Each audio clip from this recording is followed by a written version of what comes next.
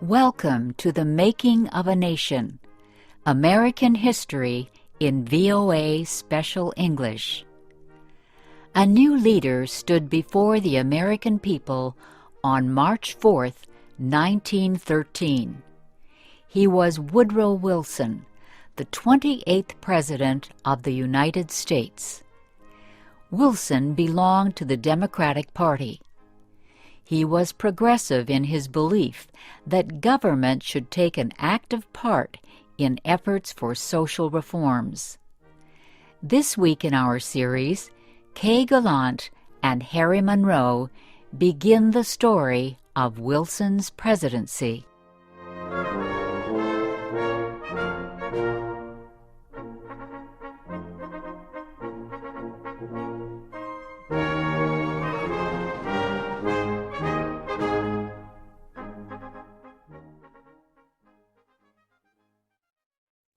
Woodrow Wilson had spent most of his life at Princeton University. First, he was a professor. Then he was university president. Next, Wilson was elected governor of the state of New Jersey. His early success as governor made him a leading candidate for the Democratic presidential nomination in 1912. Wilson traveled widely around the country during the campaign. He made speeches to many groups. He tried to make himself and his ideas known to as many Americans as possible.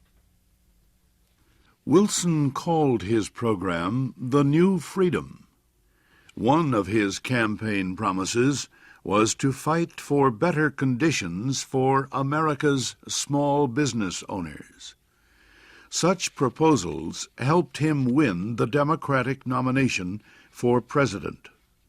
Then he defeated President William Howard Taft and former President Theodore Roosevelt in the election.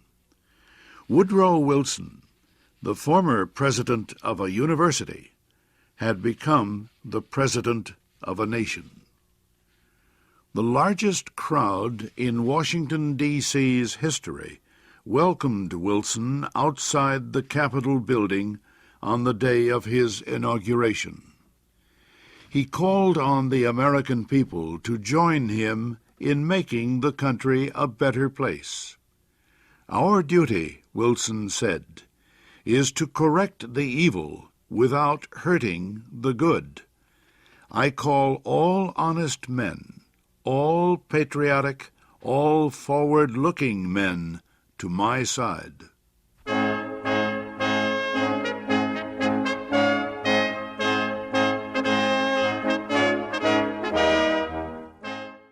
Wilson wasted no time. He immediately called a special session of Congress to act on Democratic campaign promises to reduce import taxes or tariffs. Wilson felt strongly about the need to reform these taxes. He broke tradition by leaving the White House to appear before Congress in person to appeal for his tariff proposals. Many members of Congress opposed Wilson's plans, but the new president used the results of a Senate investigation to win the fight. The investigation showed that a number of senators owned companies that depended on high tariffs for their profits. The votes of these senators were influenced by their property holdings.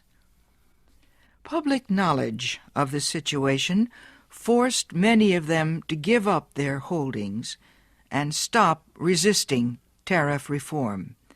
Congress finally approved Wilson's proposals. Lower tariffs reduced the amount of money taken in by the federal government. So the Senate also approved a tax on income or earnings. A constitutional amendment had been passed earlier to permit such a tax.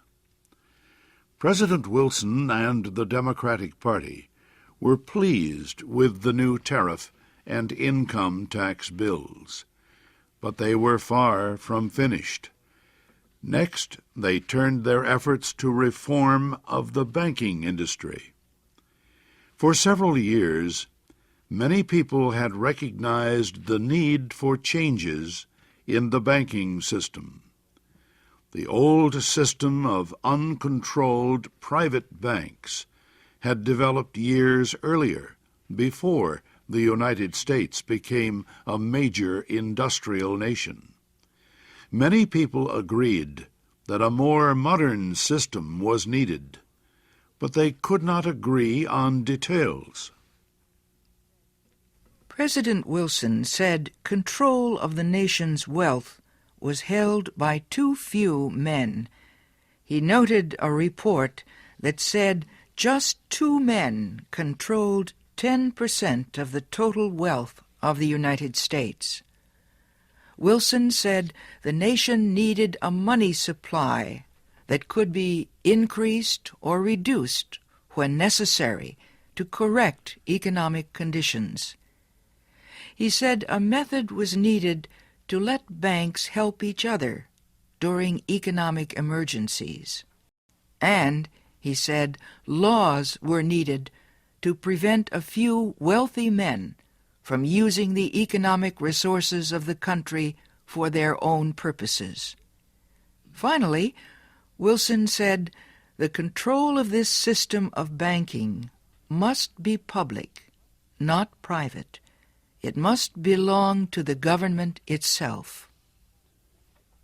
Wilson called his proposal for a central bank the Federal Reserve System. Under the plan, the nation would be divided into 12 areas. Each area would have its own Federal Reserve Bank. These area banks would not do business with the public. They would serve only as bankers' banks, and they would issue a new form of money supported by the federal government. Most important, the leaders of the new system would be chosen by the government, not by private business.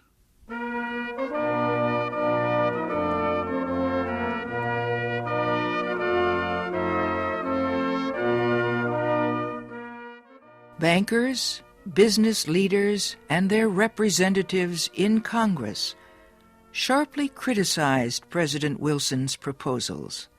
They said government control of the banking system was socialism, not capitalism. But Wilson refused to change his proposals, and he helped to lead the fight to make them law. Finally, Congress agreed. It did not take long for bankers to discover that the new system was much better than the old one. Today, the Federal Reserve System is one of the most important institutions in the United States. For Woodrow Wilson, the fight over the banking system was yet another political success. He had won major reforms in the nation's tariffs, taxes, and banking systems. Now he told Congress that new legislation was needed to control the power of monopolies and trusts. These were the giant companies and business alliances that controlled complete industries. Wilson proposed a new antitrust law to control the actions of large companies. His supporters in Congress wrote a bill that listed a number of business activities that no longer would be permitted. For example, no longer could a company set prices that would reduce competition or create a monopoly. No longer could corporations buy stocks of competing companies. No longer could they demand that a store refuse to sell competing products. The new bill also protected labor unions from being charged with antitrust violations. It gave unions more power to organize and protect workers. At President Wilson's request, Congress also prepared a law that set up a government agency called the Federal Trade Commission. The commission was given the job of investigating wrongdoing in business. It had the power to force companies to obey the new antitrust laws and other